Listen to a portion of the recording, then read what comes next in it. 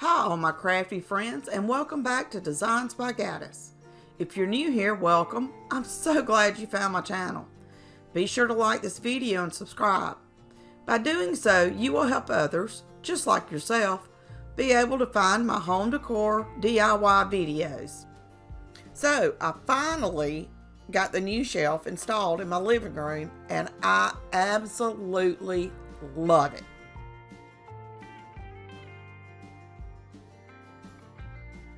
What I used was some old pieces of wood that we kept when we tore down the wall between our kitchen and dining room. So this wood has been in this house for over 70 years. I had to remove a lot of nails from the wood, and that was not fun. But I had this nail remover thing my husband let me borrow, and it made it so much easier to remove the nails.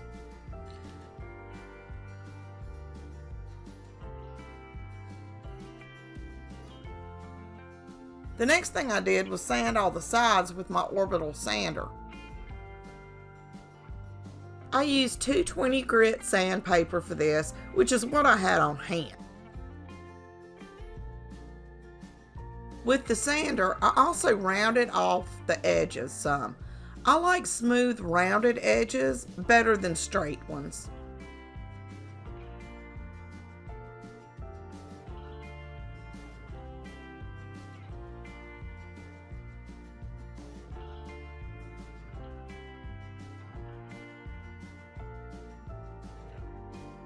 To stain the boards, I used the same antiquing wax I had used previously on the foam board sign and sconces. I wanted them all to match since they were going to be all grouped together. Plus, I love how the wax sets up and it doesn't have the smell that stain has. And my biggest reason for the wax and not stain is that I wind up getting it all over my hands, and the wax comes off so much easier. When I use stain, I usually have stain on my hands for days.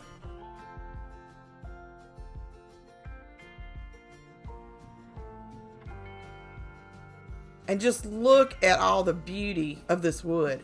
I love all the marks and scars.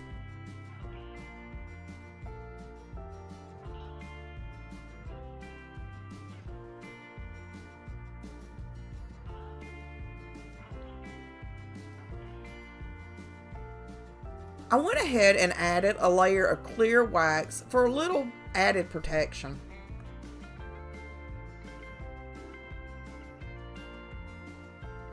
I love the look of old wood with all of the scarrings and marks and dents. And I was so glad I was able to find a way to use this old wood that came out of my house. I would recommend saving any old wood from your home if you decide to renovate or remove a wall or anything like that. You can always add it back to your home in one way or another. Next, I'm going to share with you how I made most of the decor items for the shelf and also the foam board sign and sconces.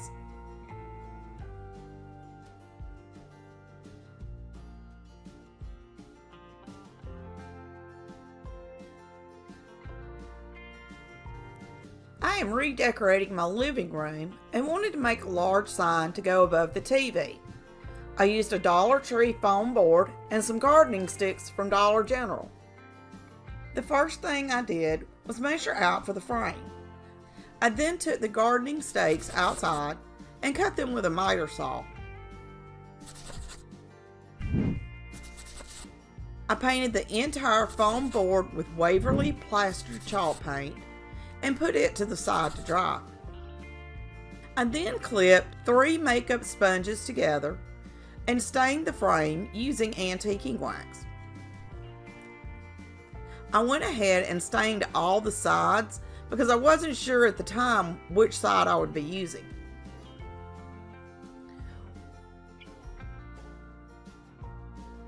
Once the foam board and frame were dry, it was time to attach everything.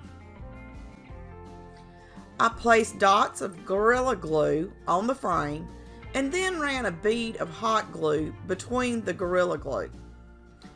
I used the Gorilla Glue for a permanent hold and the hot glue for an instant hold. I then aligned the frame over the edge of the foam board and held it in place while the hot glue set up. I used a paper towel to clean any glue that seeped out onto my foam board.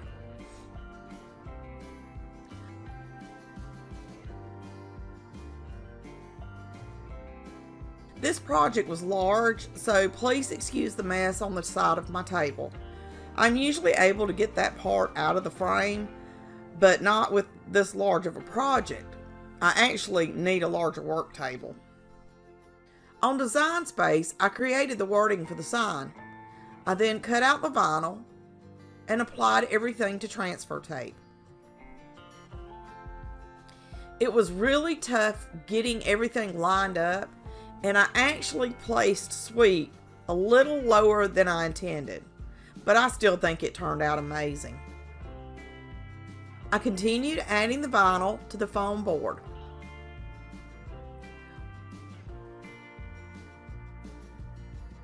Once I had everything attached, I added a layer of Mod Podge. The sign was an easy enough project, and I absolutely love how it turned out. And now it's time to work on the sconces. I used 4 regular size paint sticks for each sconce, so I used a total of 8. I got mine from Home Depot, but you can pick them up just about anywhere. You can also find them on Amazon. I'll leave a link for them in the description. I cut down 2 craft sticks and attached them to the back using Gorilla Glue and hot glue again. I then used the same antiquing wax that I used on the frame and stained the paint sticks.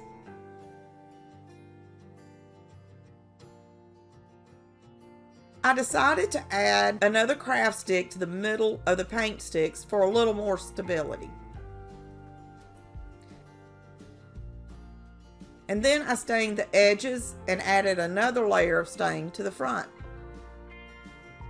So I tried to add the hangers with Gorilla Glue and hot glue, and that was an epic fail. I brainstormed for a while and decided to use some Jenga blocks on the back so I would have something to screw the hangers into. For the hangers, I'm using a couple of curtain rod holders I found in my stash. I simply took them outside and spray painted them black.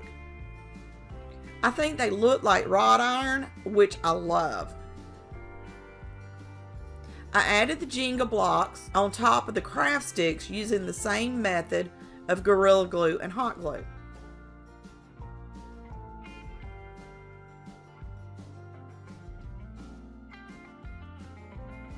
Now I had to clean up the mess on the hooks. I used a knife and sanding sponge to do this, and used my adorable cow tabletop vacuum to clean up my workspace. I'll leave a link in the description for this adorable little thing. It comes in so handy. I found a couple of sawtooth hangers for the backs of the sconces. I used a measuring tape to find the center and then attached them to the backs.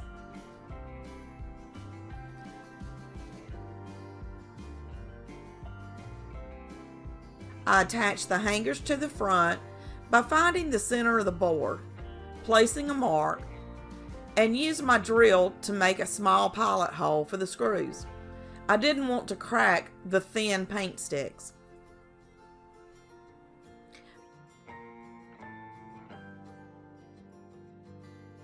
I then changed out the drill bit for a screwdriver bit that would fit the screws and screwed them in.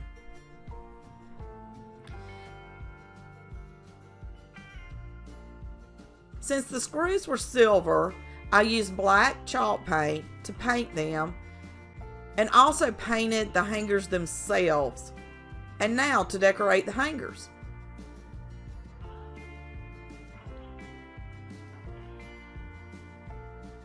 I had these 2 jars with rope already around them, which I thought was perfect. I added some Dollar Tree white hydrangeas to each vase. I cut all the stems off and then grouped them into a large grouping and used floral tape to wrap around the stems. These made them look more full.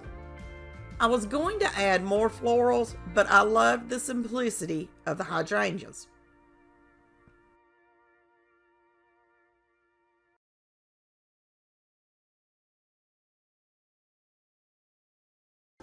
I'll be making a lantern using skewers.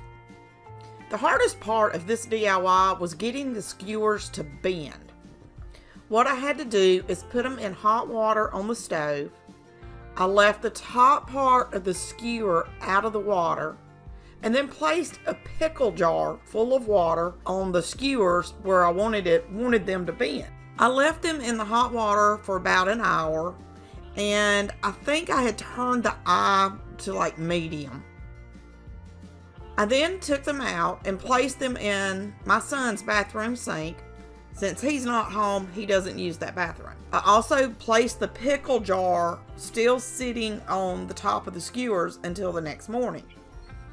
And believe it or not, it actually worked. It bent them just like you're seeing them.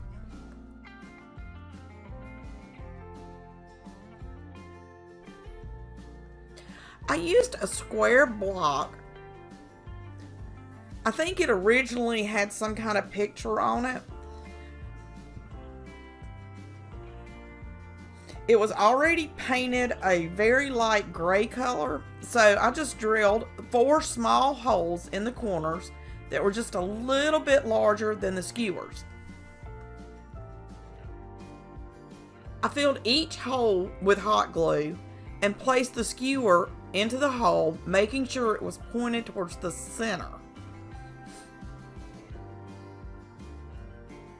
I did this with all 4 skewers.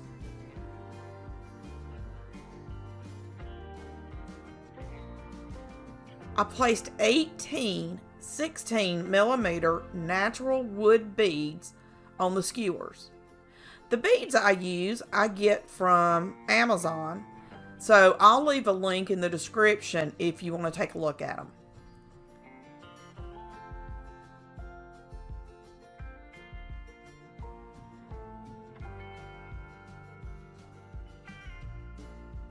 I found this little topper in my stash. I'm not really sure what to call it. I think I got it from wish.com a while back. I ordered several things from there to see how they would work as craft supplies.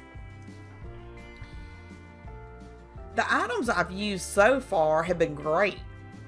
If you don't mind waiting up to 6 weeks, you should check wish.com out for some of your supplies.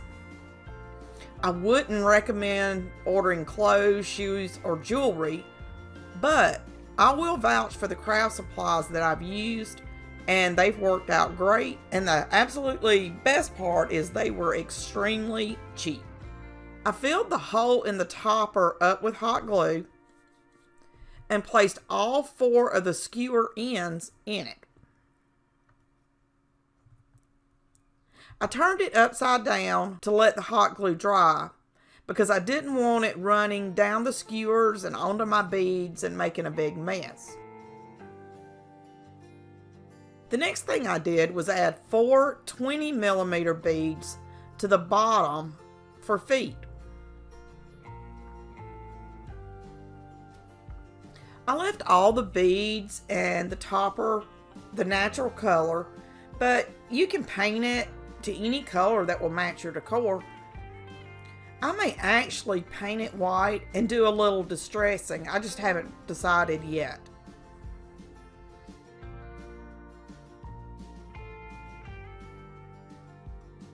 I added a white pillar candle to the lantern and decided it needed a little something else. I found this wreath material in my stash.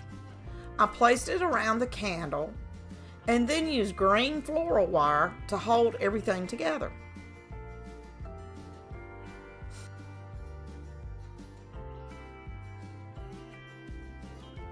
I just still wasn't happy with the look, so I used some Dollar Tree reindeer moss. I applied Mod Podge to the entire round piece and added the reindeer moss on top of it. I left it sitting on a piece of white paper to dry. I kept messing with it while it was drying until I was happy with the way it looked.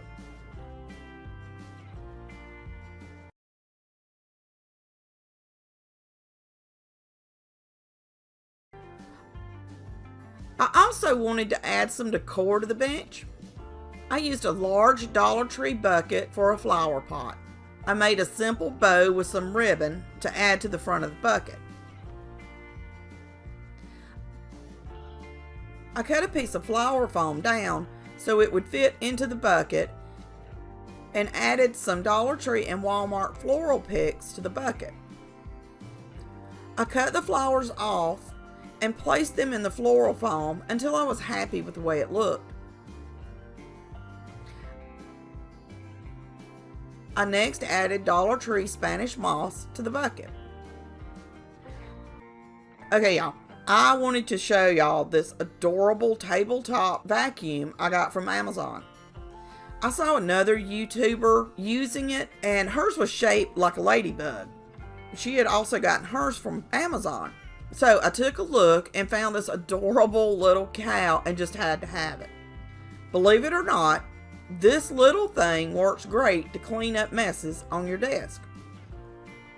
I'll leave a link in the description for you to take a look at these cute little things. After cleaning up my desk, I hot glued the ribbon to the front of the bucket.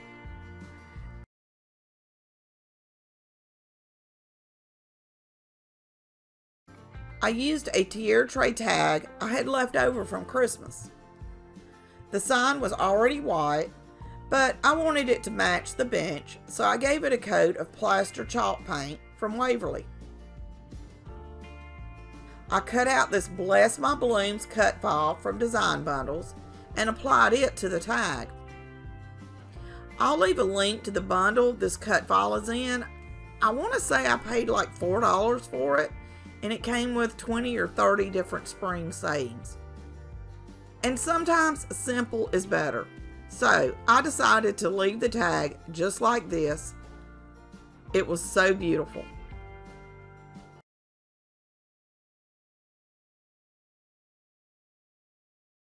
The first thing I did was paint this little wood tag with Waverly Elephant chalk paint. I painted the front, back, and the edges. And I used my hot air gun to dry it quicker. Once I was finished with the elephant paint, I added a layer of ivory chalk paint. I used 2 coats of the ivory and again used my hot air gun to dry it.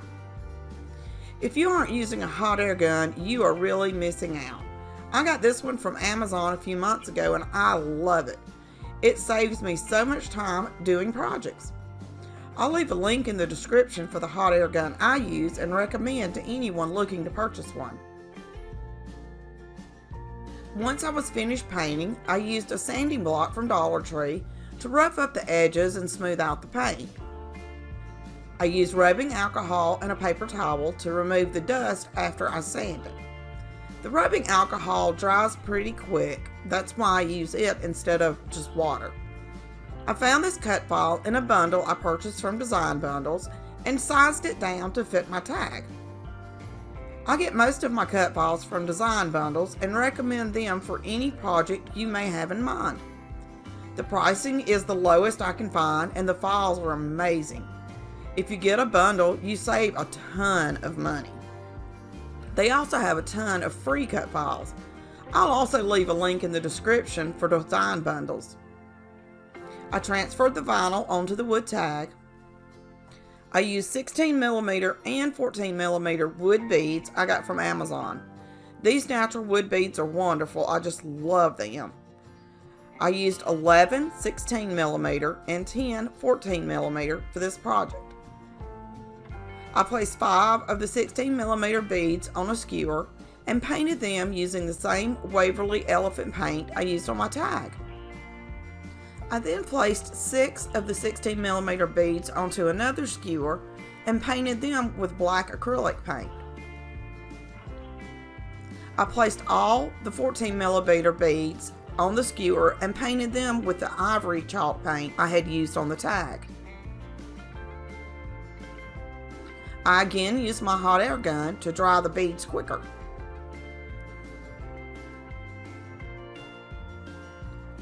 To string the beads, I used a roll of what looked like kite string and began stringing them in a pattern. I'm running low on twine, but I would recommend using twine to string the beads if you have enough. The pattern I used was black, white, gray, white, and then repeated it until I was out of beads. This gave me a garland that is about 12 inches long. I used a piece of twine and ran it through the hole in my tag and then tied it onto the white string with the beads. I used a piece of ribbon and made a simple bow and glued it onto the twine. This helped to cover the white string I used for the beads. For the tassel, I used the same ribbon as I used for the bow and a thicker twine.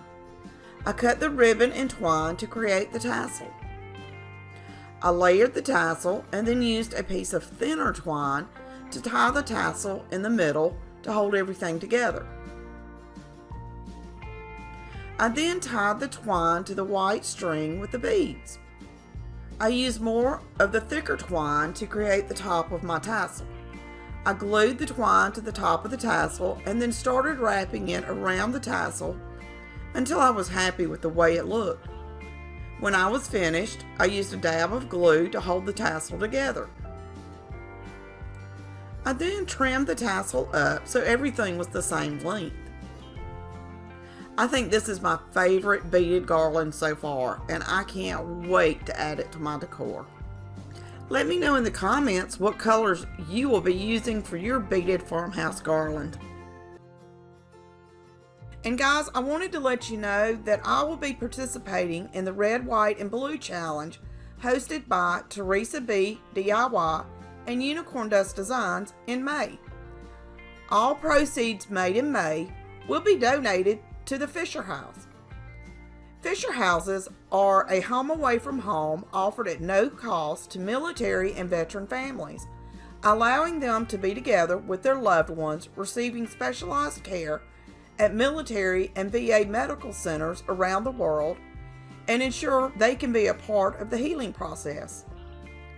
Be sure to subscribe and check out the other participants in this challenge. Currently, my channel is not monetized, so if you could check out the link in the description and make a small donation, I would really appreciate it.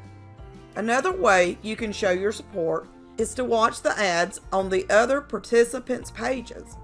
By watching the ads and not skipping them, the ads' revenue will go up, which means the amount they will donate for this challenge will increase. I'll let you know more details about this challenge in the upcoming videos.